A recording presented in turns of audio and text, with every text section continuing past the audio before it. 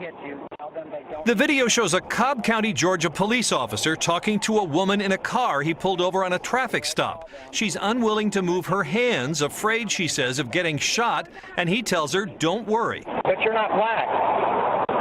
Remember, we only kill black people. Yeah, we only kill black people, right? Hello.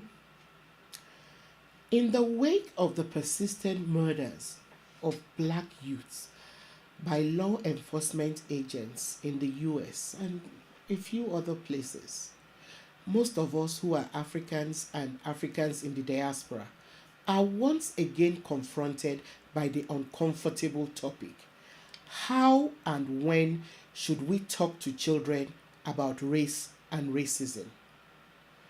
Should we even talk to children about this topic? I know that our first instinct is to shield our children from it. As parents, it's natural for us to want to shield and protect our offspring from unpleasantness, and very few topics are more difficult to confront than race. Unfortunately, the world is the way it is. It is really difficult to talk about racism, and yes, even messy, particularly because nobody wants to raise children with the fear of other human beings. On the one hand, we're being forced to prepare our children for a world which is determined to belittle them, while on the other hand, we do not want to raise children who see race as the only determining factor in the way they interact with other people. We definitely do not want to raise children who, due to the oppressive systems in the world, turn out to be racists.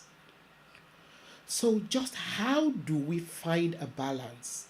Since the reality is that parents of black children and children of mixed races do not have the luxury of choosing whether or not to talk to their children about race. We owe our children the responsibility of preparing them for the oppressive system which has persisted. It is usually not a choice for black parents to make, but a necessity to educate our children about this blot on humanity which refuses to go away, irrespective of how advanced we like to think the world has become. Tragically, while the urgency seems more pressing for Africans and Africans in the diaspora, the way the world is structured is such that even for those on the African continent, there is also the need to be aware of the effects of race on the way the world is structured. So in this episode, I would like to focus on how to talk to children about race and racism.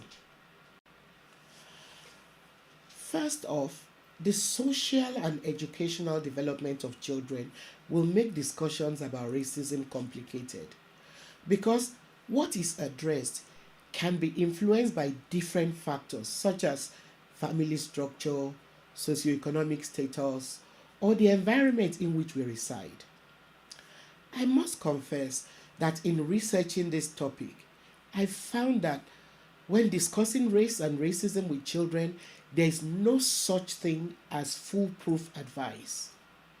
However, there are a few things to bear in mind, although each parent will determine what makes the most sense for them and their family. Come to think of it, going by the way things have been progressing, especially since the Trump administration has opened the gates wider for formerly closeted racists, white parents who are themselves not racist owe their children a responsibility of talking to them about race and its complications. So, how do children learn racial bias? Well, they learn about racism and racial differences and racial bias from a very early age, and they learn it from their first teachers, us, their parents. We're the ones who model to them how to deal with and react to racial differences. The process of learning racial bias or tolerance is similar to the way children learn language. Without making any effort to deliberately teach them, children assimilate our attitude to race in much the same manner as they comprehend the primary language spoken around them. Much as most of us might want to think that children are colorblind, it is safe to say that they lose that color blindness very early in life, because children have the ability to internalize racial biases from their parents, carers, and other people with whom they interact as early as age 2. By the time they're in their early teens, most children already have set beliefs about race. So we owe our children a responsibility to help shape their outlook on race in a positive way.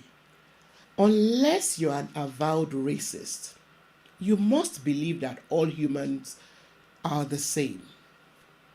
However, race is also a normal aspect of life.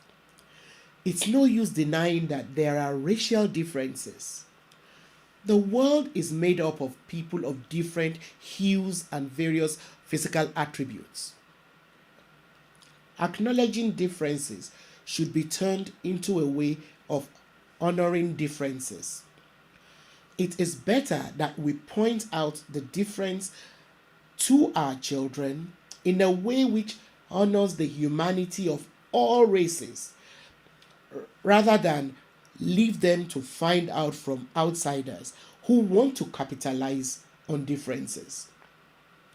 So let's talk to our children about differences, but emphasize the quality of those differences from a very early age.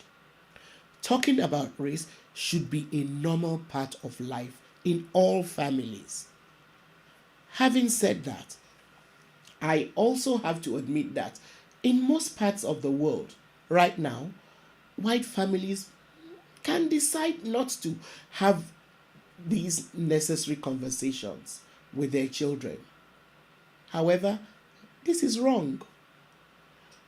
It is an extremely necessary topic for all parents of black children and children of mixed races. It cannot be ignored. By talking to our children about it, we're taking charge of the direction of the narrative. Sadly, it's true that some black parents don't want to think about racism because they don't want to teach their children about inequalities. They maintain that children should see themselves the same as all other children. While there is nothing inherently wrong with this motive, it can also be a way of setting children up for harm. So as parents, we owe our children a responsibility of preparing them to be mindful of the environment in which they are raised. We must speak up about racial disparities and how people are often treated differently based on racial differences. We must educate children to be self-conscious, smart, and protected. We should draw on history to explain why the world is the way it is. We can also look to culture for people who have stood up for equality and justice. Let's teach our children to take pride in battles that have been fought and won, but let them know that the war is still ongoing. As parents, we need to help our children navigate their curiosity. We need to be sensitive to our children's needs. Most children are curious about the environment and its people, they generally look to their parents for explanations. This is a good reason why we need to educate ourselves in readiness to answer questions that our children might have. And you do not necessarily fail your children if you do not immediately have the answers to the questions they raise. It's okay to admit to your children that you do not know the answer immediately, and or I'm not sure, but we do owe them the responsibility of letting them know that we will find out, or we could even challenge them to join us in finding out answers to questions they might be curious about with regards to race and racism. So as parents, our role is not just to teach our children our values and how to accept everything that we believe in. It's important to also teach them that when unsure, they need to equip themselves with the right information. So, as a parent, if you don't know what to say immediately, it's okay to get back to the question. When children ask questions, their thoughts and expectations are all worth addressing. As parents, we should make the time to understand why the question is posed and help our children to navigate their curiosity. I know that one of the big things behind any parent's mind would be, so how do you make something as major as race relatable to a child?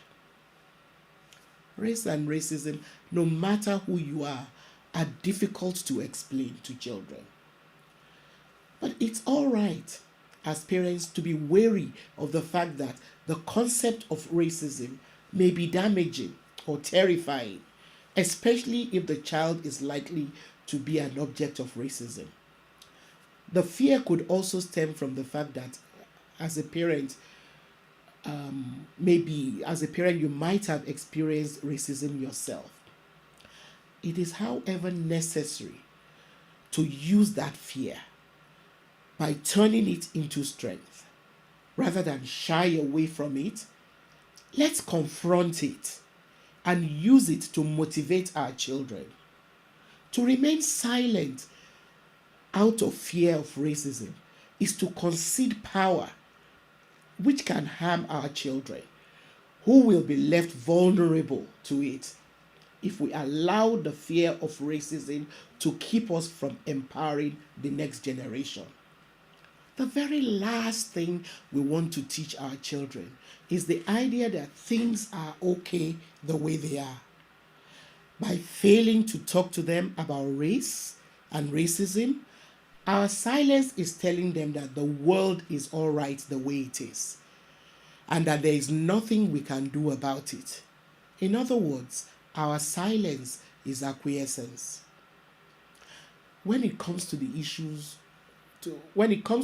about race and racism, just as any other forms of oppression, as parents, we cannot afford to be silent bystanders. No matter your race, silence is no longer an option. Arm yourself and your children with examples of people who have stood up in the face of inequality and people who have worked and continued to work for positive change.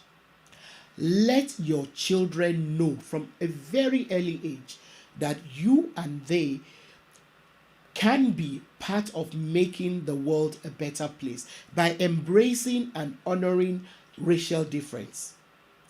That way, we are showing our children that racism is not inevitable. It is possible to tackle it, and they too can be a part of the solution. It is equally important to show children by example. We can do this through the way we relate to other people of different races and ethnic groups. What they look or sound like or where they come from should not be a determining factor in the way we interact with people. We need to model this to our children very early in life. We need to let them see us as members of whatever community we find ourselves in. We need to let them see that we respect others. We need to show respect in a manner that everybody can embrace, expect, and demand the same respect from people in our community. Be an advocate for change through your interactions with others. Look around you. As a parent, you cannot be uninvolved. In conclusion, it is really important for Black parents to instill in their children that humanity must come first. What I'm suggesting here is that as parents, we need to be active advocates against racism. We must act against racism by speaking up against it, because we want our children to hear us condemn it in whatever way, shape, or form from a very early age. We need to empower our children to recognize it as a disease very early in life, a societal disease which they have a responsibility to watch out for and resist. Thank you. See you next time.